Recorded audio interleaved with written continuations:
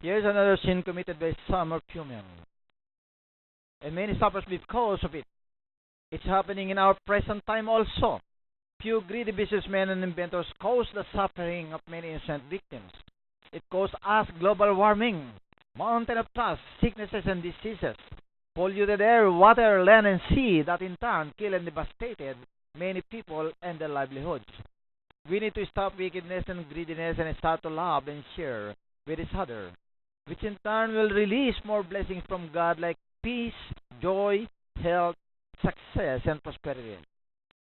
In 1 Samuel 12 to 17 and 22 to 24, the high priest Eli's two wicked sons caused the death of 30,000 Israel soldiers and the capture of the ark of God by the Philistines. Verse 12.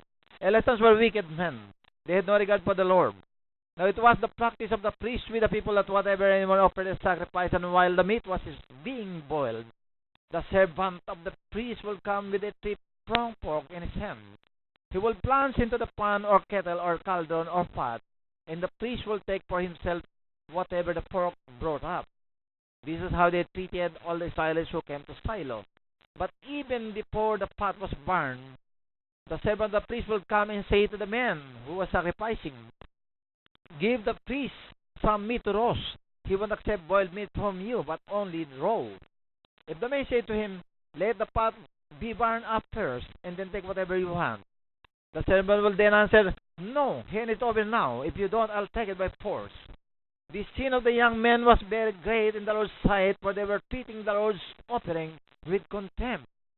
Now Eli was very old, heard about everything his sons were doing to all Israel, and how they slept with women who served at the entrance to the tent of meeting. So he said to them, "Why do you do such things? I hear from all the people about these wicked deeds of yours." In 1 Samuel chapter 14, verse 1 to 2 and 10 to 11. And Samuel's word came to all Israel. Now the Israelites went out to fight against the Philistines. The Israelites camped at Ebenezer, and the Philistines at Epic. The Philistines deployed their forces to meet Israel, and as the battle spread, Israel was defeated by the Philistines, who killed about 4,000 of them on the battlefield. So the Philistines fought, and the Israelites were defeated, and every man fled to his tent. The slaughter was very great. Israel lost 30,000 foot soldiers. The ark of God was captured, and Eli's two sons, Hophni and Phinehas, died. In 1 Chronicles chapter 21, verse 1 to 2 and 8 to 19, David's sin caused the death of 70,000 men of Israel.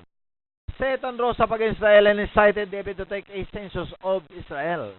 So David said to Joab and the commanders of the troops, "Go and count the Israelites from Beersheba to Dan, then report back to me so that I may know how many there are." Then David said to God, "I have sinned greatly by doing this. Now I beg you, take away the guilt of your servant. I have done a very foolish thing." The Lord said to God, David's seer, "Go and tell David, this is what the Lord says. I am giving you three options. Choose one them for me to carry out against you." So God went to David and said to him, "This is what the Lord says. Take your choice.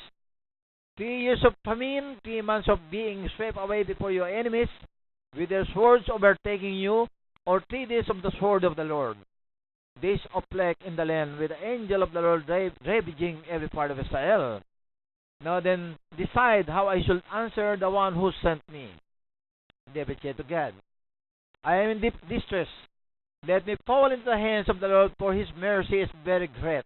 But do not let me fall into the hands of men." So the Lord sent a plague on Israel, and 70,000 men of Israel fell dead. And God sent an angel to destroy Jerusalem, but as the angel was doing so, the Lord saw it and was grieved because of the calamity, and said to the angel who was destroying the people, "Enough, withdraw your hand." The angel of the Lord was then standing at the threshing floor of Araunah, the Jebusite. David looked up and saw the angel of the Lord standing between heaven and earth, with a drawn sword in his hand extended over Jerusalem. Then David and the elders, clothed in sackcloth, fell face down. David said to God, "Was it not I who ordered the fighting men to be counted? I am the one who has sinned and done wrong. These are but sheep. What have they done, O Lord my God? Let your hand fall upon me and my family, but do not let this plague remain on your people." Then the angel of the Lord ordered Gad to tell David to go up and build an altar to the Lord on the threshing floor of Araunah the Jebusite.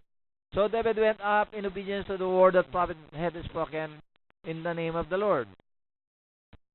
Proverbs 12:1-1. Whoever loves discipline loves knowledge, but he who hates correction is stupid. Proverbs 13:13, 21-22, and verse 25. He who scorns instruction will pay for it, but he who respects a command is rewarded. Misfortune pursues the sinner, but prosperity is the reward of the righteous. A good man leaves an inheritance for his children's children, but a sinner's wealth is stored up for the righteous. The righteous eat to their heart's content, but the stomach of the wicked goes hungry. Proverbs 15, verse 10 and 31-33. Stern discipline awaits him who leaves the way. He who hates correction will die. He who listens to a life-giving rebuke will be at home among the wise. He who ignores discipline despises himself, but whoever heeds correction gains understanding. The fear of the Lord teaches a man wisdom, and humility comes before honor. Proverbs 28, verse 4, verse 9, and verse 14. Those who forsake the law praise the wicked, but those who keep the law resist them. If anyone turns a deaf ear to the law, even his prayers are detestable to God. Blessed is the man who always fears the Lord, but he who hardens his heart falls into trouble. Proverbs 29:25 and verse 27. Fear of men will prove to be a snare, but whoever trusts in the Lord is kept safe. The righteous detest the dishonest, the wicked detest the upright.